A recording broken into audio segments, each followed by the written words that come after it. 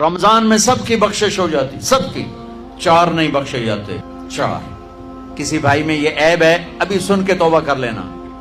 شراب پینے والا، مستقل شراب پینے والا، رمضان میں بخشش نہیں۔ ماں باپ کا نافرمان، ماں باپ کا نافرمان، بخشش نہیں۔ ماں باپ کا نافرمان کے لیے تو میرے نبی نے کہا کہ اللہ ہر گناہ کی سزا موت کے بعد دے گا۔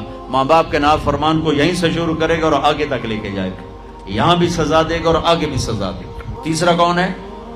رشتہ داروں سے لڑنے والا، کبھی بھائی سے لڑا، کبھی بہن سے لڑا، کبھی خالہ سے، کبھی چاچے سے، کبھی مامے سے، کبھی تائے سے، کبھی پھوپھے سے، قریبی رشتوں سے لڑنے والا اور تعلق توڑنے والا، اس کی بخشش نہیں ہوگی۔ چوتھا کون ہے؟